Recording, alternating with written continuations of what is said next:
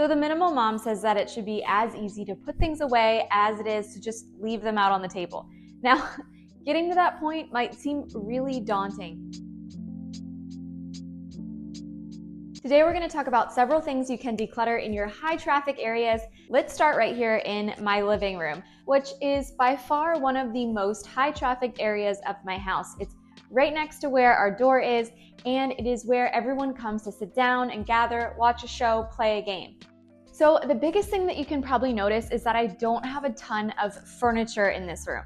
We used to have a big couch in here and 2 large oversized chairs and a combination of tiny tables everywhere. First thing I'd get rid of in your living room, or really any high traffic area that you have, is furniture. The more furniture you have, the smaller that area is going to feel, and the more cluttered and visually overstimulating that area is going to feel. So let's look at the pieces that I very intentionally picked for our living room. I picked out a long, thin couch that's lightweight and easy for me to move all on my own. I also wanted to make sure that it was higher up off the ground. Because this is a high traffic area, I know it gets a lot of dust and dirt and hair, so I wanted to be able to easily clean underneath the couch without even having to move it. We do also have a coffee table that I make sure I do not lay anything on it. I don't even put any decorative items on it. I want it to be so easy to clean and keep clear and just have nothing on it so that when you walk in, visually it's just very peaceful. This behind the couch table was made by my husband, and it serves many purposes. It's wonderful to have a place to put down your groceries when you're walking in the door, but it also holds our remotes and a few things that I find very precious. So in high traffic areas, make sure that everything has more than one function. It needs to be able to hold the things that you need there all the time, while also supporting the fact that this is a place where you're often dropping things.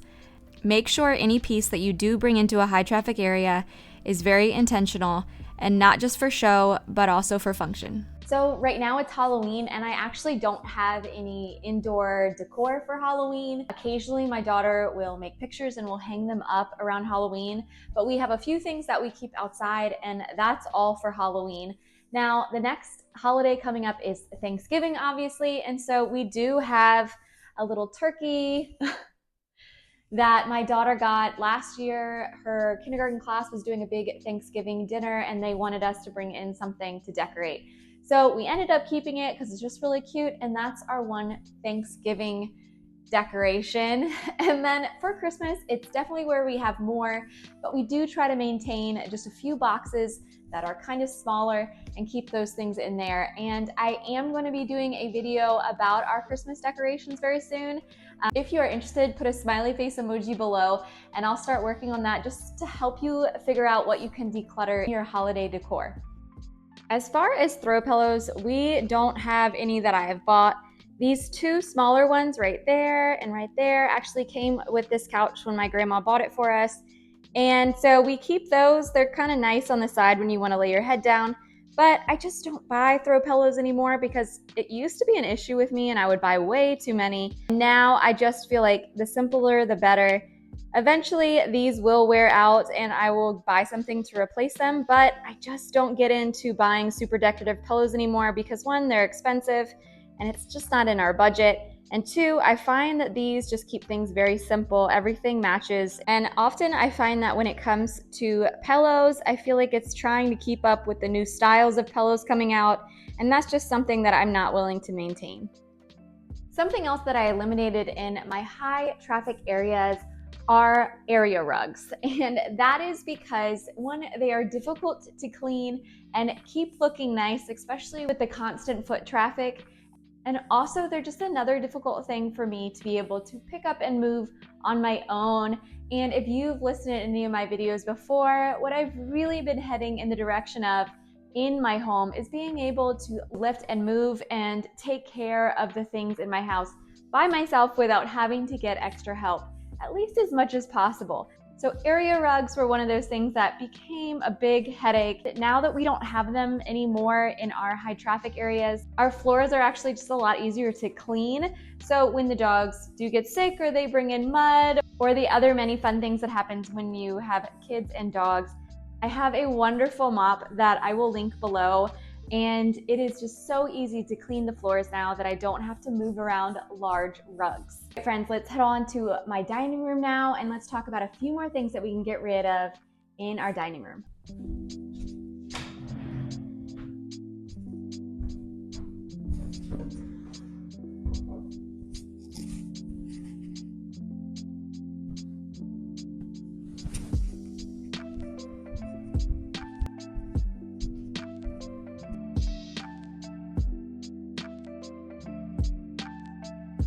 So if you were to come in this room even 2 years ago, it probably would have looked somewhat different. I used to have a little side table in here that I used as like a liquor cart, and I used to always put things on the table to decorate and have tablecloths. And what I found is that in this season of my life right now, I just can't keep up with tablecloths and keeping them clean. And I have a hard time with having decorations on the table because unless it's just a thing of flowers, which I do sometimes, it just becomes kind of frustrating for me, and it's something that I have to move out of the way every time we eat at the table. So if you come into my dining room now, there is no excess pieces of furniture. All I have is my Roomba right there, and he stays in the dining room. I do feel like having a lot less furniture in here makes it just a lot easier. Plus, this is a smaller room. Like I've told you guys before, if you check out any of my other videos, this is a house from the 1960s, and this room is not big, and I don't have an open concept house. So putting too many pieces of furniture in here made it feel very crowded quickly. So this is my table, and I don't keep anything in the middle of it. I just keep it very simple. Plus, it's such a beautiful table. My husband actually built this table from a picnic table. You can see at the bottom, it has picnic table legs. Here, I'll show you, look, has picnic table legs, and then he built this beautiful top to it. That is all I have in here. And the decorations I do have on my walls are, one is a sentimental piece my grandfather gave me before he passed away. And then I just love this mirror. I think it's beautiful, so I keep it in here. But yeah, everything else is simple. So I think getting rid of a lot of the excess in rooms that are high traffic, that you use a lot, is definitely going to help you feel like you can clean it up a lot quicker. So just like in my living room, I do not have a large area rug in here. I do have a small area rug that is washable, and it's over by the door, but I got rid of the large area rug I had under the dining room table because it was just never clean. It always had food falling on it, and I just found it became more of a hassle than it was worth.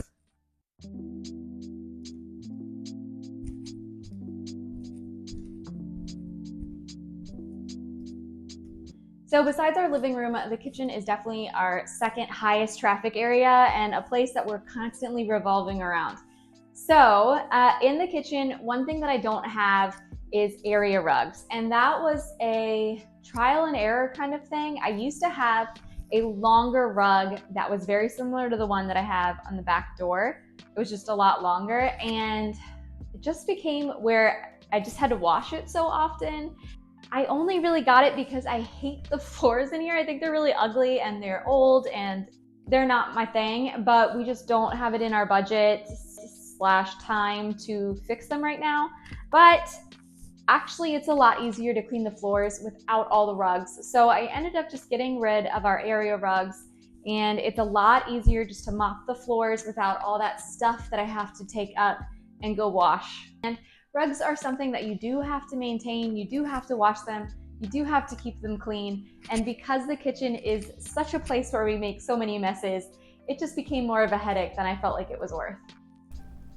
In a high traffic area like your kitchen, make sure that your countertops are as clear as possible, only keeping out those things that you use on a daily basis. I do make coffee every day, so our coffee maker is always out. Pay close attention to what you use all the time and have those things be the only things that you see.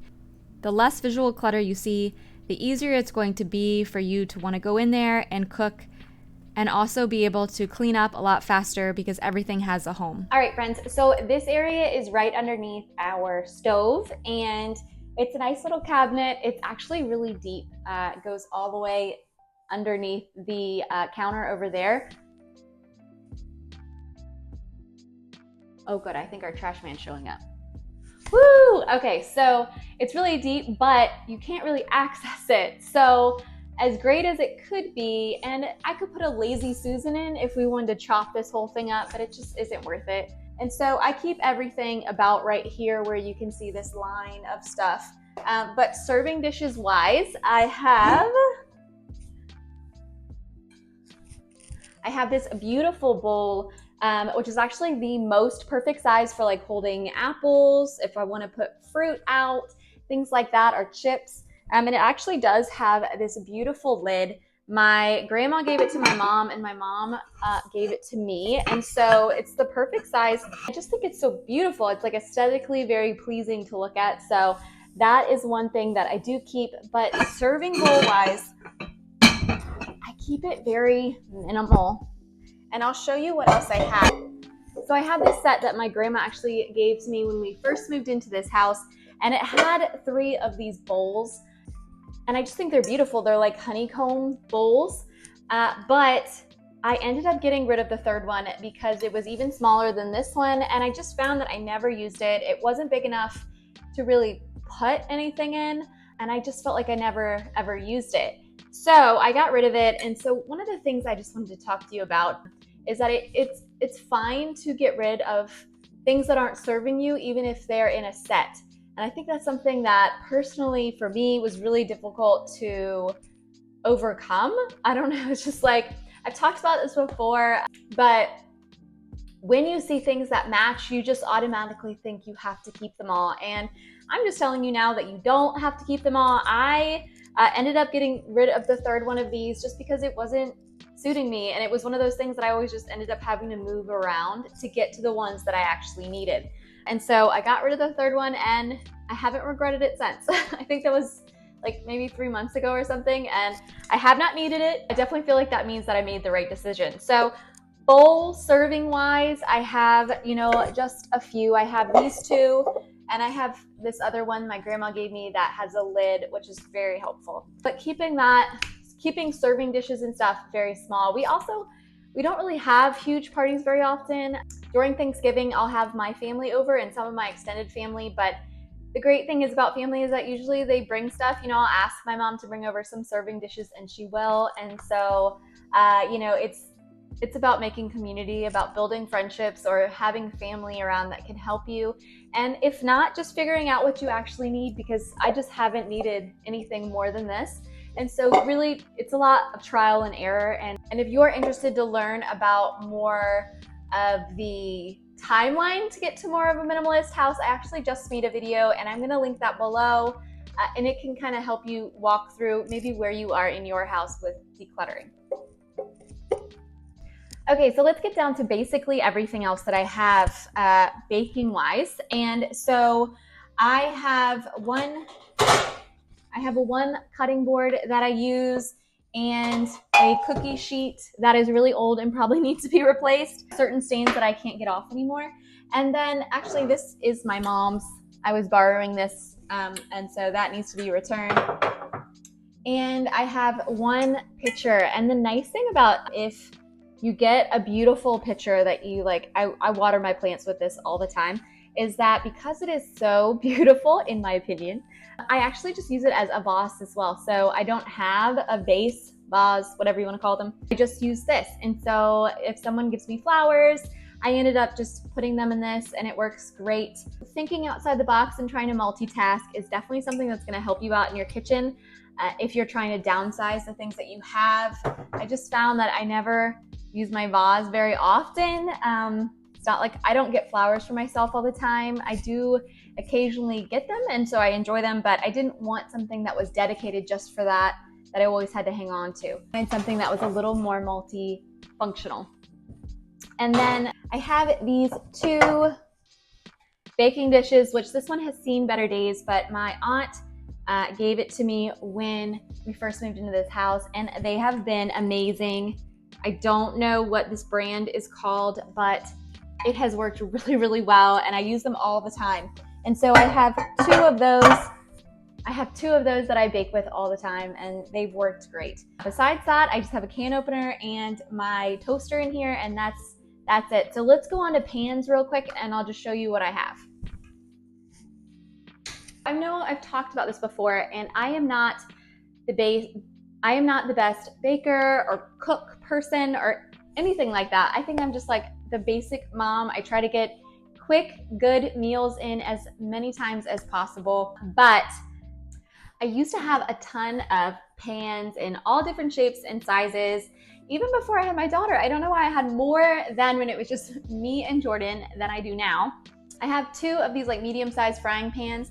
I think the only thing that I've talked to Jordan about is that I actually, because I cook even more now, I would like to retire this one because it is like that non-stick stuff and it's starting to get scratched, which I think is probably not very good. Keep this beautiful cast iron one that my mom gave me and actually just get a bigger one so that I can, when I'm doing like big potato dishes, I can do that.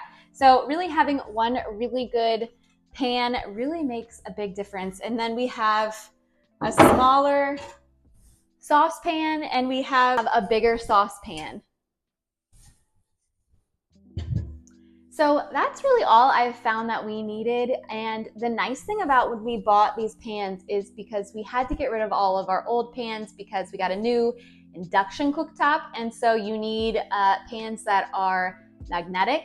And the great thing about that is that when we went to go buy pans, we actually bought them one by one and only bought the things that we needed. And so we didn't get the huge set of, I don't know, sometimes like 7, 8 pots and pans. We just went and bought just exactly what we saw we needed each time. So if you're having a hard time either figuring out what pots and pans to buy or downsizing, really pay attention to what you're using and only keep the ones that you see yourself using more often than not. Even, as you're figuring out what you can declutter, move the ones that you don't see yourself using very often somewhere else, like a spare bedroom or somewhere where it's out of sight, out of mind. If you're not sure what to get rid of or not, give yourself a couple of months and then let the rest go, because having certain pans isn't going to make you change your mind and become a different kind of cook just because you have a different kind of pan or a different kind of appliance. It's not going to change your type of cooking. As much as I've tried having an Instapot and wanting to learn all these different recipes, I barely ever used it. It didn't change me and make me want to use the Instapot just because I had it. The more space you're going to free up, the easier it is to put things away. Pots and pans are a big part of that. Is it easy for you to put your pots and pans away after you clean them, or do they end up just hanging around your sink and soaking forever? Because we used to have that problem, and if you're having that problem, it probably means that you have too much. Now we're gonna go into my entryway, which is the first thing you see when you walk inside my house. So I absolutely love this shelf that my husband built right here. It's actually super simple, and I helped him with it to put this up, but it's very convenient. So any place that you feel like your family is dropping things, putting things when they come in, you really want to pay attention to where you could put either a hook or a basket. So I noticed I always wanted a place to put the dog leashes, my daughter's book bag, what she's using right now at school, and my purse. And it just became too cluttered inside the small closet that I'm getting ready to show you in a second. So having this lovely, beautiful little hooks right here really helped us out and made things so much more organized. When we come in, we know exactly where our bags go and the dog leashes. Our entryway, you want to just make sure you have very functional spaces, and you want to get rid of anything that's excess, because the entryway is the first thing you're going to see when you come in. So I have this hook. We put our mail here if it's needed. We put our keys right here, right next to the door. And then we have one small basket where my husband will put his wallet. So this is the big entryway. When you walk in, this is what you're going to see. Then the second part of our entryway is right here with this tiny little closet. So right here is our tiny little entryway closet, and I did not clean it up for you guys. I figured you'd want to see what it really looks like on a daily basis. And so Right now you can see this game actually needs to go back downstairs, but we had been playing it recently, and if you've not played Racco, it is a hoot and a really good game. So in here we have our jackets, and of course all the weather is starting to change, and so we have several other different kinds of jackets in here just for all the different weather of Virginia.